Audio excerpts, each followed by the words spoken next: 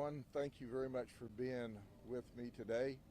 I have with me also Sheriff Paul Blackman from Highlands County. And let me tell you what occurred. The Highlands County Sheriff's deputies tried to stop a vehicle for running a stop sign on Highway 627 and 17A in Highlands County. The vehicle didn't stop, so they started a pursuit. As the pursuit proceeded toward Polk County, they were just about to cancel the pursuit because they were only pursuing for traffic charges when they received a 911 call from a lady who said she was being held in the car. So they did not disengage. They continued to pursue 11 miles until they got here at 17A or Scenic Highway and T.S. Wilson Road. You can see the orange Nissan that's over my shoulder here, and it was caught up in a high area, high rise, so it lost traction. The pursuit stopped. Of course, Highlands County notified us, and here's what we found out. Raymond Martinez, who's 37 years of age, was the one in the passenger seat.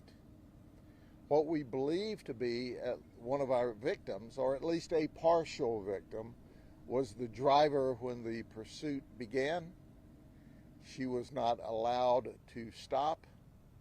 She was forced to continue to flee from the police. Now understand, as I always tell you, this is very early information, and certainly anything I say here is subject to change as the investigation goes on. But as is our policy, we give you the most information that we have, the quickest that we can. So now Polk deputies have arrived. They were not involved in the initial pursuit, and we're led to believe that there were 3 people in the vehicle. Our white female victim, Raymond Martinez, who is our suspect, and a baby. So our lieutenant arrives along with a lot of staff members, and we began to negotiate with him for his peaceful surrender. He tells us that he's got 2 firearms, 2 handguns with him. And over the next hour and a half, 2 hours, our lieutenant talks to him. He continues to smoke methamphetamine. You know, methamphetamine that some people want to call a low-level, non-violent drug.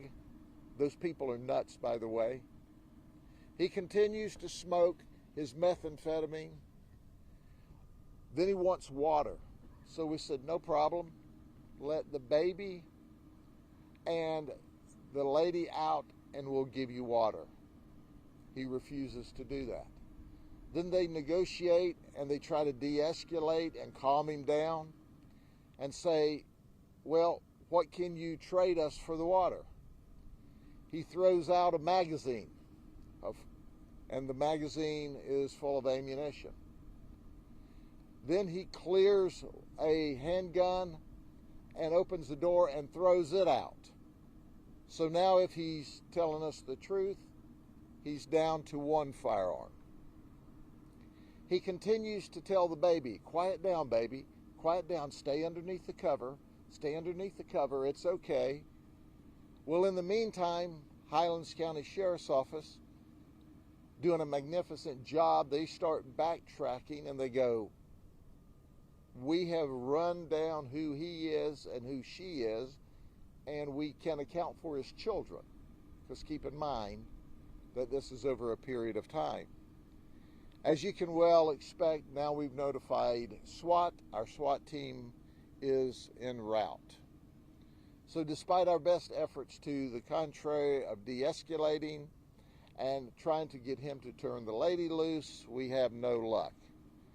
He is high and low and high and low as he continues to smoke meth through the evening.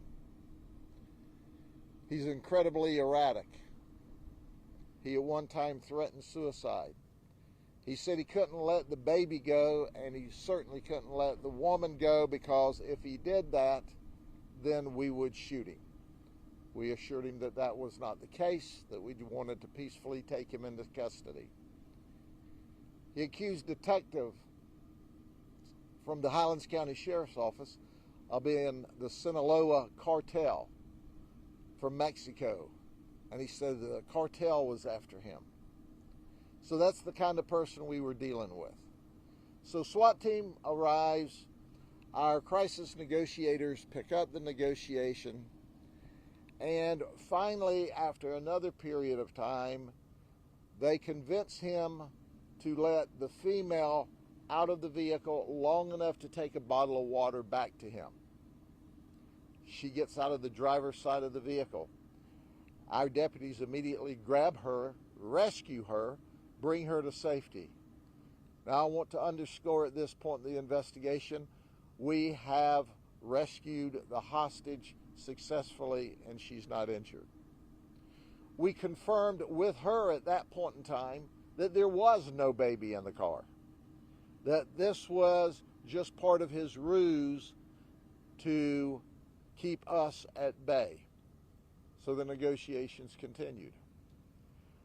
He jumps over from the passenger side into the driver's side, puts the car in gear, and floors the gas pedal, winds up the car.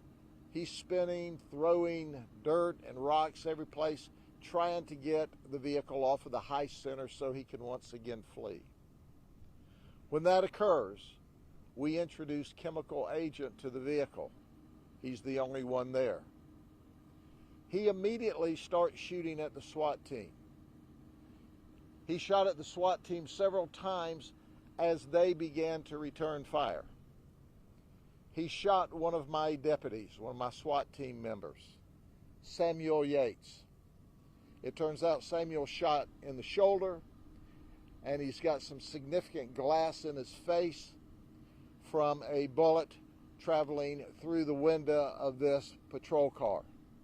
Samuel Yates was trauma lifted to Lakeland Regional Health.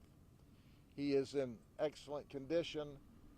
The initial information, the shot through the shoulder went high in the shoulder and is through and through, and they're having to do some minor surgery to get some big shards of glass out of his face.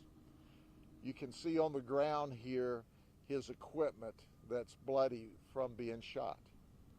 As you can well imagine, when you start shooting at a SWAT team, it doesn't end up well. And we shot Raymond Martinez a lot. We killed him graveyard dead. We gave him exactly what he asked for after negotiating and trying to de-escalate him for hours. He was shot and killed in an orange grove in Polk County because he asked for it and we gave it to him. We're not going to allow him to shoot at anyone, certainly not our deputies or the Highlands County deputies, without us taking the appropriate action. Make no mistake about it. We can't, at this point, even count all the rounds that we shot back at him. But he apparently got off several shots during the beginning of this gunfight. But when you have a gunfight with a SWAT team, you lose every time. That was his last bad decision of the night. The investigation's underway by our task force shooting team. We will provide more information to you, release more information to you as we know it. That's the initial information. But my friend and colleague, Sheriff Blackman, I'm going to ask him to speak with you. He is the county immediately south of Polk County. He runs an incredibly professional organization, and it's always an honor and a pleasure to work with his team. We do that quite often. Sheriff? Thank you, Sheriff Judd. Just to reiterate some things that Sheriff Judd said, an initial traffic stop was initiated in the Highlands County area north of Avon Park. That was about 10:45, 10:46 last evening, so that would have been Thursday evening, June 29th. The deputies initiated that traffic stop under the suspicion that the driver was possibly under the influence, and that's why the initial traffic stop was attempted. That pursuit led towards to the north towards Polk County, and then to the frost-proof area here on Scenic Road. We certainly want to appreciate and say thank you to the Polk County Sheriff's Office for their assistance in helping us get this individual off the streets. And certainly a lot of accolades go out to the crisis negotiation team for their efforts in getting this man to give up. Absolutely resulted in the saving of one hostage, and we certainly do appreciate that.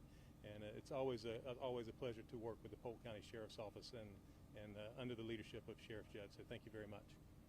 Do we have the relationship between the hostage and the suspect? Not yet. We know, I think it's safe to say that they're friends. Are they married? We don't think so. Are they actual partners? We don't know. We'll release that information when we know it. And she was able to get out unharmed, no injuries? She was able to get out because of the work of our hostage negotiation team. And finally, apparently he needed or wanted water that bad. And quite frankly, we tried to bait him out of the vehicle so we could take him into custody by putting water around so he could see it, hoping that he would leave the vehicle himself. But finally he let her come out long enough to get the water. That's when we grabbed her and escorted her to safety. The booking photo you have, any insight on prior arrests? Yes, he has 16 previous felony arrests. He has 13 previous misdemeanor arrests.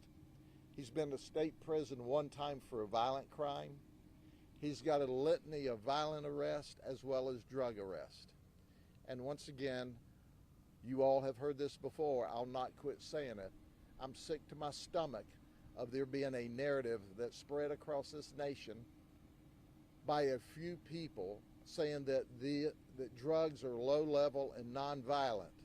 They were anything but low level or nonviolent last night. So at the end of the day, for those who continue to say that to the community, I certainly hope the community members look at them and recognize them for fools that they are by saying such a thing. Do you know if he was a gang member? Did he have citizenship? We have no indication on his citizenship or his gang status at this time. Once again, we're early into the investigation. All of our investigative teams are here now, and that's information that we will determine and release whenever we get to that point in the investigation. SWAT team member Yates, how long has he been a member, and if you can tell us anything about He's been with the Sheriff's Office about 3 years. He's actually a probationer on the SWAT team. I would say that he did a remarkable job. After he was shot this morning, he continued to stay in the gunfight. That's the kind of man he is. That's the kind of SWAT team that we have. They kept the fight going because they were bound and determined that this guy was not going to hurt anybody else. And he chose to die in a gunfight. We accommodated him. He said he wanted to go to heaven. We made the arrangements for him. Did the suspect get out of the car at any point? The suspect never got out of the car. And were negotiations happening through a closed window, or was the window down? He would roll the window down and talk to us and then roll the window back up. The chemical agent. And on the telephone too, by the way. And the chemical agent had no effect on him. No, he was smoking meth, and as soon as we put the chemical agent in there, in the vehicle, that's when he started shooting. And when he started shooting, we started shooting. And when he stopped shooting, we were still shooting. Okay? Sheriff, can you explain the cars? I know the orange one is the suspect's car. What are the other two cars? The black one and the red truck here. So the red truck is one of our lieutenant's vehicles. The SUV is a Highlands County Sheriff's Office vehicle. That's where our deputy was shot. He was on the advance team there, and obviously you see our SWAT vehicle that was engaged as well. But it was a heck of a shootout for a few minutes. This guy, he was so jacked up on meth, he stayed in the gunfight because of his hyper drug-induced state for certainly a few seconds longer than we ever anticipated that he could. And the SWAT vehicle. Was that the officer's gear over there? No, that's some of the SWAT gear, but that's not his that he was wearing. His is over here. And the SWAT vehicle was here during the gunfight? Yes, the SWAT vehicle actually has bullet holes.